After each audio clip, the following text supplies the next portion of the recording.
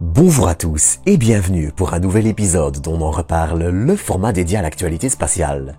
Et pour cet épisode, entre un avion spatial chinois, des nouvelles de Blue Origin qui veut concurrencer le Starship, une nouvelle génération de moteurs pour le Starship, des observations à couper le souffle de Webb et encore bien d'autres, je crois qu'on peut dire que les actualités de ces derniers jours nous auront encore gâtés. Avant d'attaquer néanmoins, je voulais vous inviter à vous abonner ainsi qu'à liker, commenter et partager cet épisode. Sur ce, je vous propose d'attaquer par une navette spatiale top secrète chinoise. J'en ai déjà parlé à quelques reprises, mais la Chine s'est récemment dotée d'une mini-navette spatiale autonome, dont on sait bien peu de choses. On peut en revanche, en tenant compte des capacités de son lanceur et du peu d'informations disponibles, estimer qu'elle est comparable tant dans sa taille que ses capacités et objectifs à la navette spatiale X-37B exploitée par la défense américaine pour différentes expériences en orbite. X-37B qui s'offre une longueur d'environ 8,30 m pour un poids dépassant les 5 tonnes. Pour en revenir à la version chinoise, elle avait été lancée le 4 août 2022 pour ce qui allait être son second vol, après un premier vol d'essai plusieurs mois plus tôt qui n'avait duré que quelques dizaines d'heures. Ainsi, ce 8 mai, la navette chinoise retourna enfin sur Terre, après s'être amarrée ou avoir capturé au moins 3 fois au même satellite au cours de sa mission, selon certaines observations. Encore une fois, on ne sait presque rien de cet appareil, mais on peut supposer que pour ce second vol de 276 jours, l'une de ses tâches consistait à tester ses capacités de manœuvre et de rendez-vous en orbite basse, ce qu'elle aurait donc réalisé avec succès. Mais soyez rassurés, on a aussi eu droit à des actualités parfaitement claires et détaillées. Et pour l'une d'elles, je vous propose d'encore un peu parler du Starship de SpaceX. Il y a quelques jours, l'entreprise réalisait en effet un nouvel essai de son moteur Raptor V3, essai qui permit d'atteindre un pic de pression de 350 bars contre au maximum 300 pour les Raptor V2 actuellement utilisés. Mais derrière ce chiffre, qui n'est pas le meilleur indicateur des capacités d'un moteur, la nouvelle génération des moteurs Raptor devrait surtout être plus puissante, avoir un meilleur rendement et améliorer le moteur dans son ensemble. L'objectif avec cette nouvelle génération est ainsi d'en simplifier l'aspect global en supprimant un maximum de petits éléments.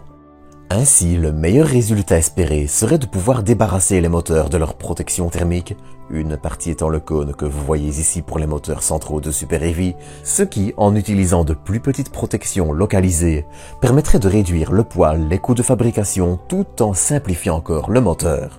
Mais cette nouvelle génération devra aussi, et surtout, relever le défi d'améliorer la fiabilité des moteurs Raptor qui, sur la seconde génération, est encore perfectible. Toujours dans le thème du Starship, SpaceX réalisait ce 15 mai un essai de système d'autodestruction sur le réservoir d'essai B6, le tout sur leur site de Massey. D'ailleurs, en parlant de prototypes de lanceurs réutilisables, on allait aussi avoir droit à quelques nouvelles à travers une photo amateur de Jarvis, le prototype de Blue Origin, prototype qui semble désormais achevé. Projet débuté avant 2021, Jarvis est un futur prototype de second étage réutilisable que l'entreprise voudrait utiliser avec son lanceur New Glenn. On ne sait pas énormément du projet, si ce n'est qu'il devrait aider l'entreprise à rester compétitive vis-à-vis de véhicules comme le Starship, dont ce premier prototype de réservoir reprend, en tout cas grandement les codes, bien qu'il soit encore évidemment trop tôt pour dire quel sera son aspect final. Enfin, on notera aussi que le déploiement de la sonde JUICE continue à son rythme et que l'un des instruments dont le déploiement était légèrement bloqué est désormais déployé aussi. Mais ces derniers temps allaient être, comme un peu tout le temps maintenant je vous l'accorde, rythmés par des observations du télescope spatial James Webb. Et justement, 2 d'entre elles méritent que l'on s'y attarde car elles sont à la fois assez intéressantes et esthétiques pour la seconde. Pour commencer par la plus récente et pas la moins intéressante, je vous propose de commencer par cette photo. Bon, je vous l'accorde, elle ne casse pas 3 pattes à un canard, et pourtant elle a bien des choses à dire.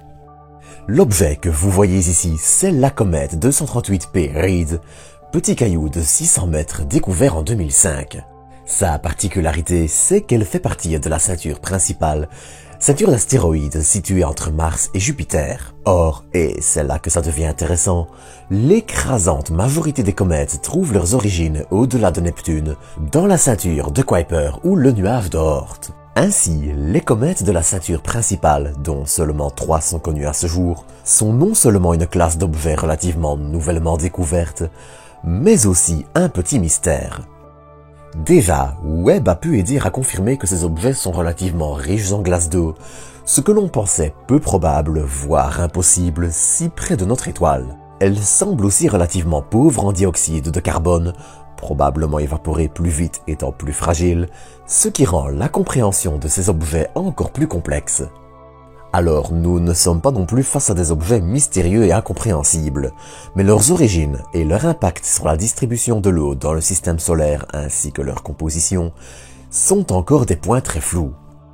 Or, ces objets étant extrêmement peu visibles et petits, il fallut attendre le télescope spatial James Webb pour commencer à les étudier, ce qui n'est d'ailleurs que le début.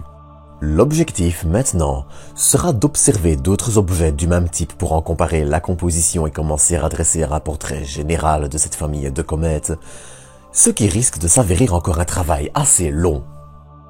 Et pour terminer avec une observation de Webb, je vous propose de partir à 25 années-lumière d'ici, en direction de l'étoile Fomalhaut, étoile blanche de près de 2 fois la masse du Soleil.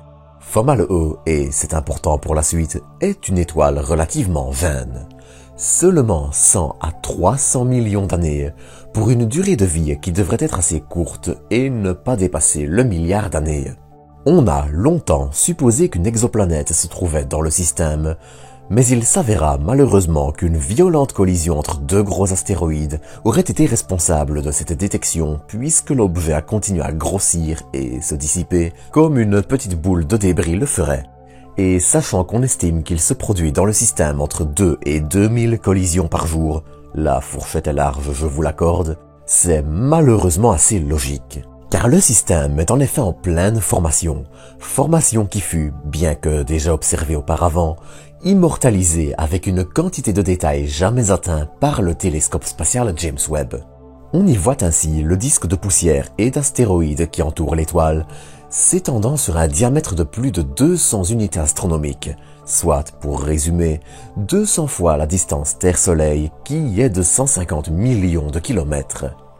Le télescope permet ainsi d'observer 3 ceintures d'astéroïdes, alors qu'une seule était confirmée à ce jour, qui sont probablement sculptées par de jeunes exoplanètes, comme Jupiter le fait chez nous avec la ceinture principale d'astéroïdes, exoplanètes que nous n'avons simplement pas encore la capacité de détecter. La tache noire que vous voyez au centre, elle, est tout simplement une zone où les capteurs du télescope ont été saturés et qui est provoquée par l'étoile trônant au centre du système. Je vais maintenant vous laisser profiter de cette image en vous disant que vous voyez ici un jeune système planétaire en formation qui ressemble probablement au nôtre il y a 4,3 milliards d'années. Sur ce, je vous propose de nous quitter ici pour aujourd'hui sur cette note assez poétique. Quant à moi, je vous donne rendez-vous dans quelques jours.